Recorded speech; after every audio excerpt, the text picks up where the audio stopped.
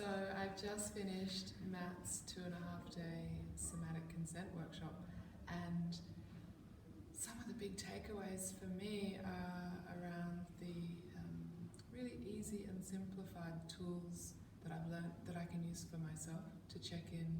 where my communication isn't clear or my messages to myself or to somebody else are not clear, and the tools to then understand how to clean that up and be clear. I enjoyed a lot the mix of the cerebral information around the nervous system and what's actually happening in the body and the nervous system,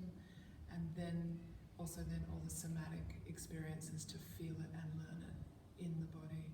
For me, this is such a great way to learn, and I feel like I absorbed a lot and learned a lot, but I didn't hit overwhelm with the amount of information. There was this really nice kind of movement between the cerebral and the somatic for me. I also really loved how much of the content will change my relating dynamics on a personal level, but then how I can also take that into my work with clients and how I have that now to offer back to others,